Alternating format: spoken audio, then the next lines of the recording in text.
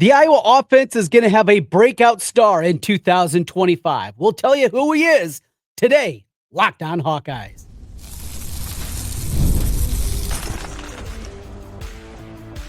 You are Locked on Hawkeyes, your daily podcast on the Iowa Hawkeyes. Part of the Locked on Podcast Network, your team every day.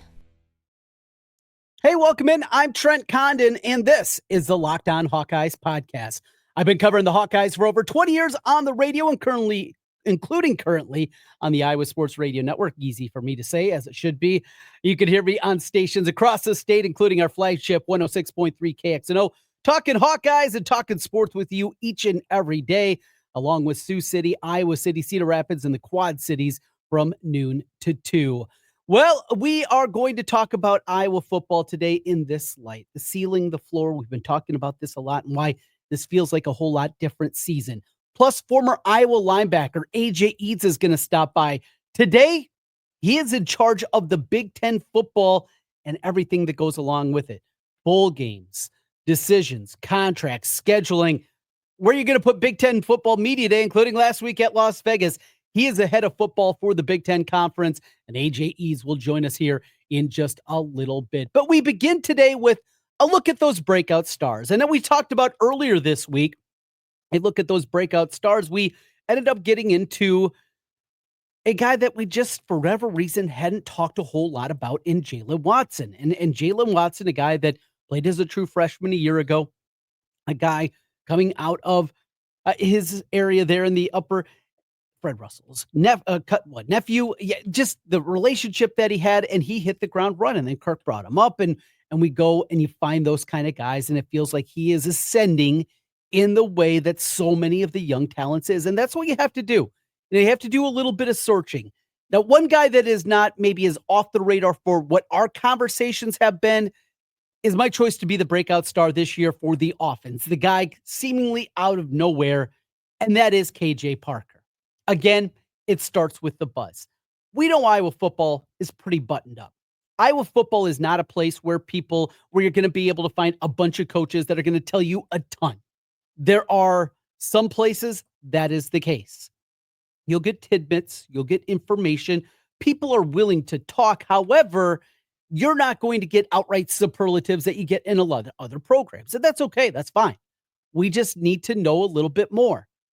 But KJ Parker has come up from so many different avenues now.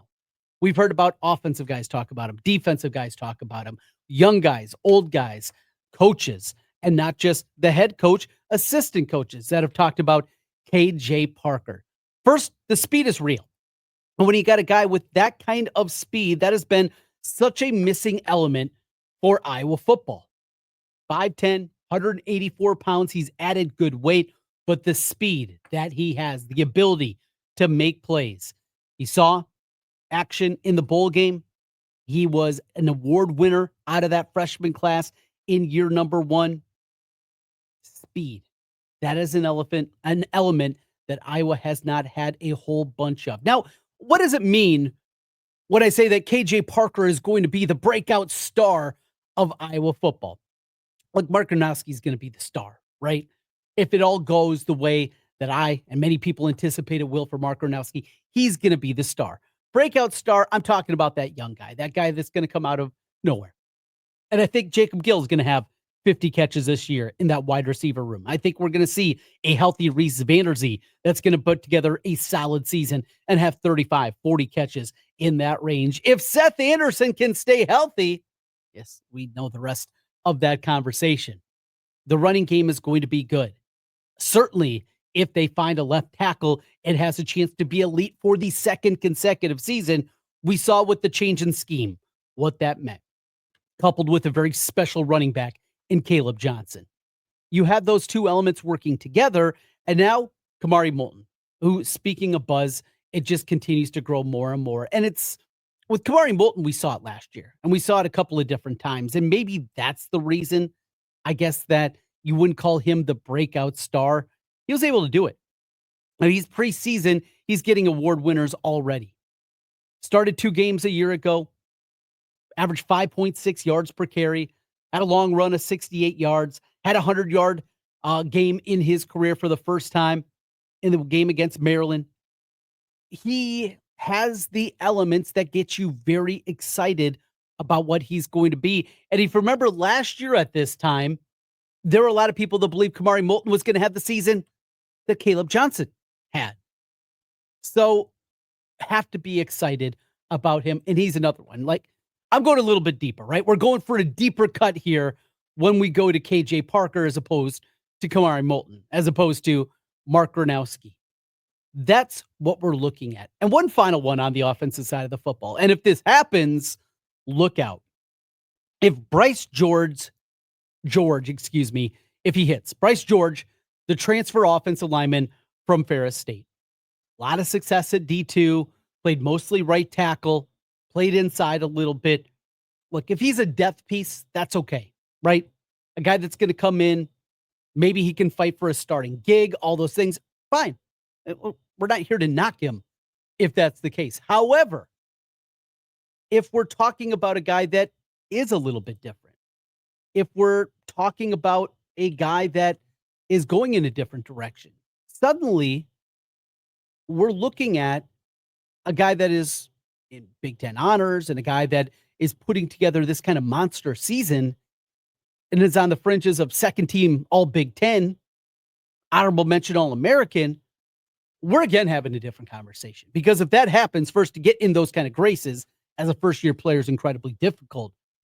But with the butt kickers that they have with Jennings Dunker, and in the middle with Logan Jones and Bo Stevens, who's played a ton of football, and Cade Pieper that's breaking all these records, and these guys can move and they have the ability to be great blockers, but to be able to do it on the move. Look out. We'll say that. Look out. Now, I'm not willing to go there, but you heard it earlier in the week when I asked Kirk about that left tackle position, and he brought up Bryce George right away. And I think it changed my perception of him and how he is going to be in this race to be the starting left tackle for Iowa football.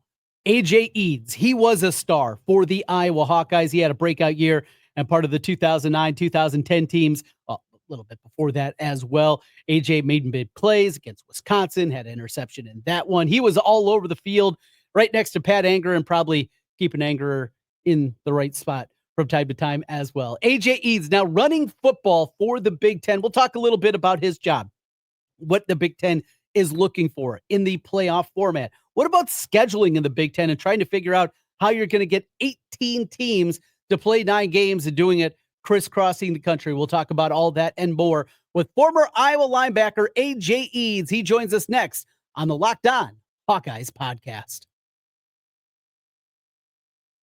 Time to fuel up and turn it up with 5-Hour Energy Transfusion. It brings the bold grape, ginger, and lime flavor of your favorite golf drink, minus the alcohol, into a quick, energizing shot. Whether you're sinking birdies or just making memories with friends, this one's a hole-in-one for your energy game. Let's be honest, some days on the course or off it, you need that extra boost to stay sharp and energized. I love going out there with the boys, hitting it around a little bit, seeing what you can do. But you know what? You never know what you're going to get on the golf course. And one of my best shots ever. We got to talk about this.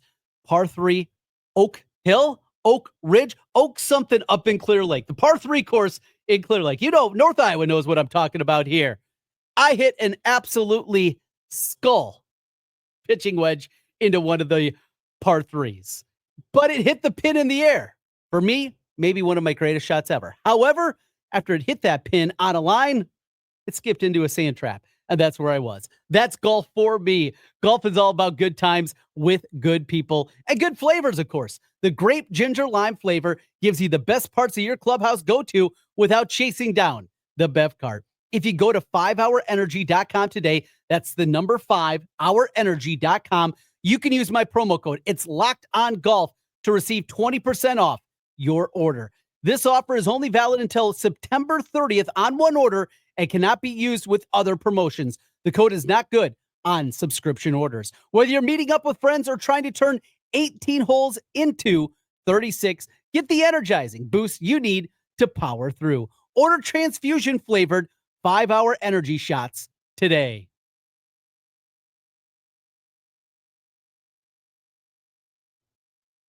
Excited right now to be joined by our guest. He is A.J. Eads, former Hawkeye linebacker, part of the 2009 Orange Bowl team, and former NFL player, now working in the Big Ten offices. A.J., good to connect. Good to meet you yesterday. How are things?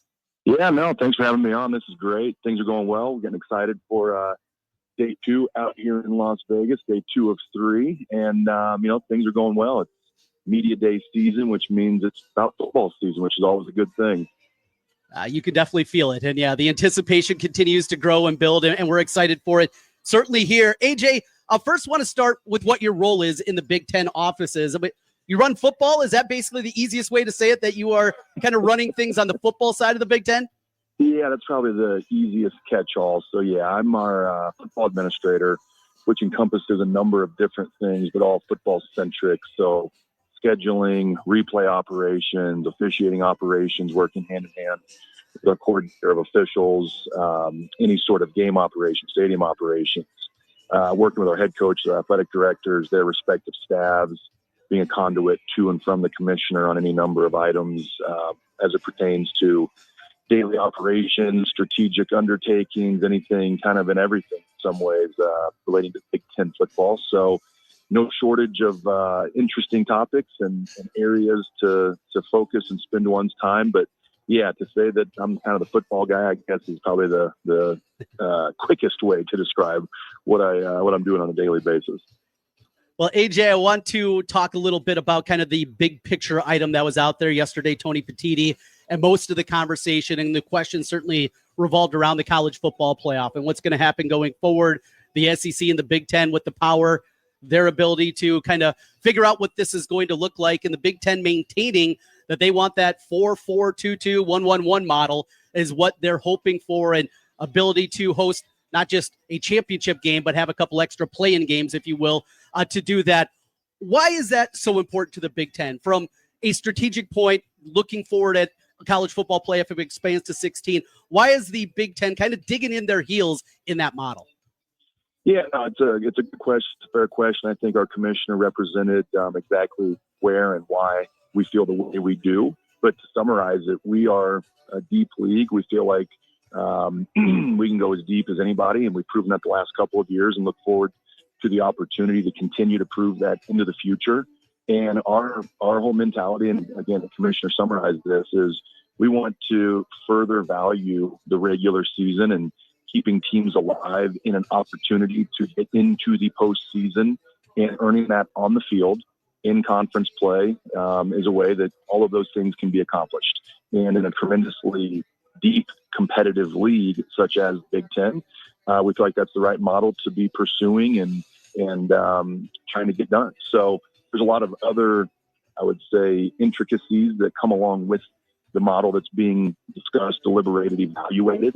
And as you mentioned, it's still all on the table, up for debate and for consideration. And these next couple of weeks and maybe months will be, I would say, critical to how that's all going to come to be and unfold and ultimately be what the future looks like. But, first things first, let's get ready here to play some football and the competition, the competitiveness, all of that, the things that drive Big Ten football are about to be on full display, which is an exciting time of year and something that we're more than ready to get back to work on. Oh, no doubt about it. You also mentioned you work in the scheduling part of it. And, when we get that release that comes out during the wintertime of what the schedule is going to look like for the upcoming year, it's like a holiday. The NFL, they've definitely built that into it its own day on schedule release day, and you guys are doing the same in the Big Ten.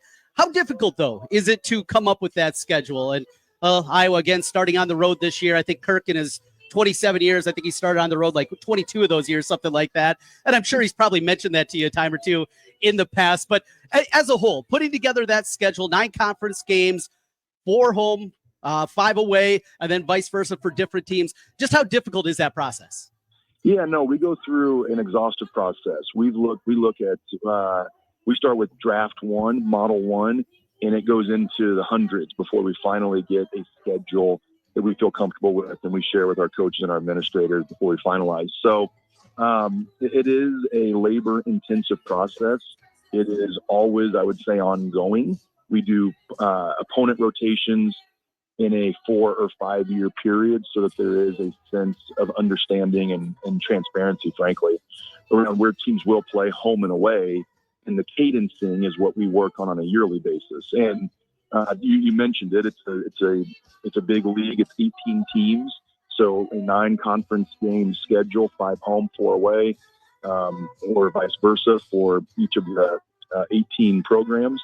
It's something that we look at to balance year over year, competitively and otherwise, to give everybody, all 18, as close to an equal opportunity to go out and compete for a championship and pursue their goals for the season. So it's a big undertaking. It's something that is not done quietly or quickly. It is an exhaustive process. It's an inclusive process, naturally working hand in hand with our TV partners.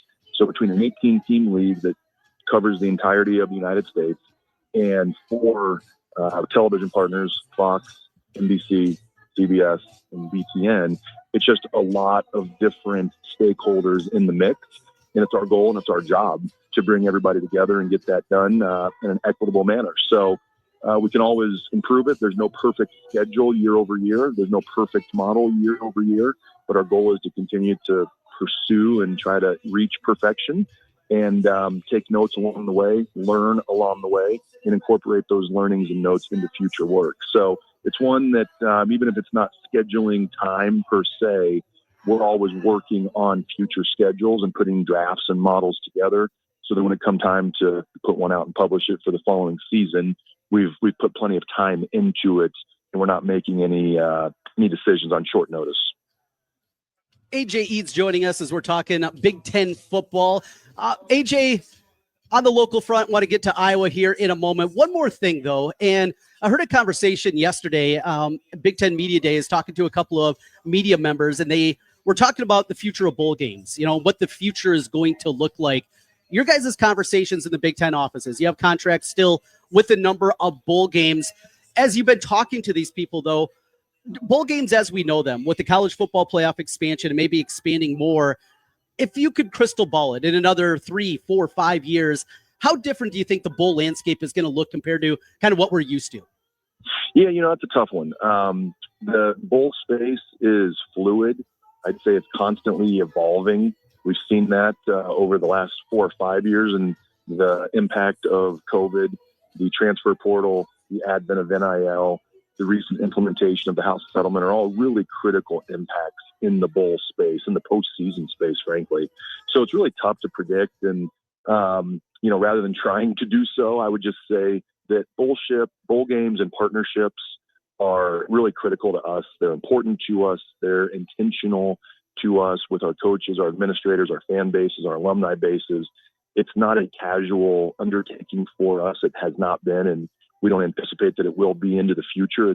It's deliberate. It's intentional. Where we play, the opponents that we play, the venues that we play in, when those games are played, all of those are critical competencies that feed into what our post-game bowl portfolio looks like, both in the non-CFP space and, of course, in the CFP competing for championships. So, really tough to know what next year, which is 5 years, is going to look like in that arena as a whole.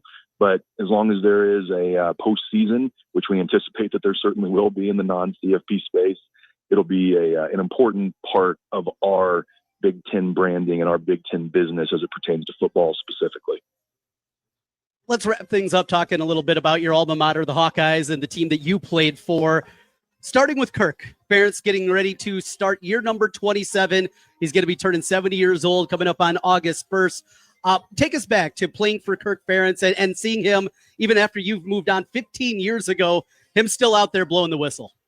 Yeah, it's a testament to Coach Ferentz and the level of the staff he's been able to surround himself with and bring into the building over the trajectory of his career, the young men he's brought in and been able to develop and coach and give an opportunity in life, even more importantly than on the football field. And I would say that I'm probably an example of that, had a little bit of success, complete testimony to my teammates and coaches.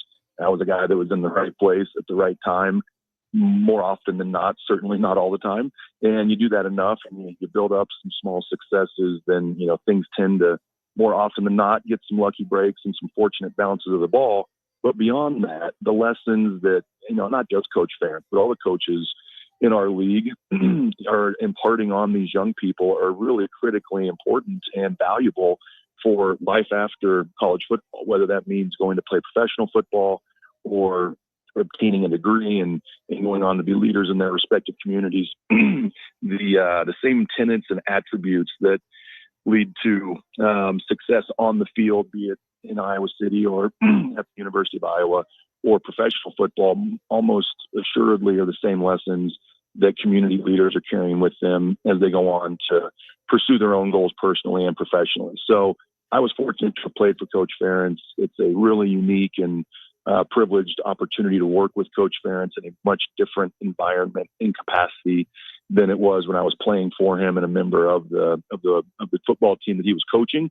But, I mean this truthfully, to have a chance to work with all 18 of these coaches on a daily basis, their respective athletic directors and their respective staffs, is no small undertaking. And it's an opportunity that's not lost on me to be able to do this type of work and to consider it work, because it's truly a pleasure. It's a joy. There are great days that are a bit more demanding than others, but it's Big Ten football. That's the way it should be. It's supposed to be hard-nosed, and there's supposed to be high expectations and demands that come along with this type of undertaking and this type of work. So, again, to just kind of summarize, it was a wonderful 4-year period in my life to spend time in Iowa City and to be a member of Coach Ferentz's team. And, what he's embodied through the program is lessons learned that I've carried with me and hope to continue carrying with me. And I would imagine that all 17 of the other coaches, their players and their former alumni would say very similar things about them. And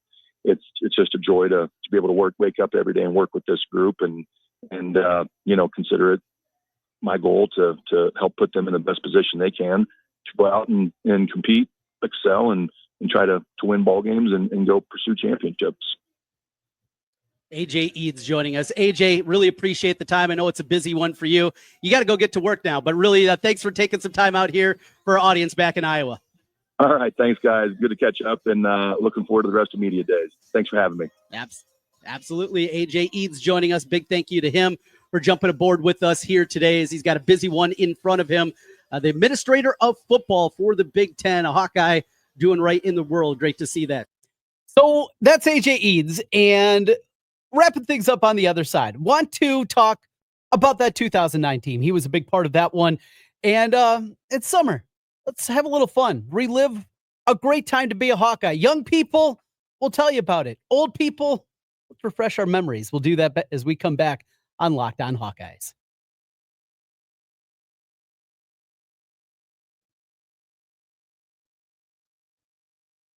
Look, we've all been there. Logged on early, waiting forever for concert tickets to go on sale, only to lose your spot and show for a show that you've been dying to see. Live music should be about making memories, not dealing with the stress of ticket shopping. That's where Gametime comes in.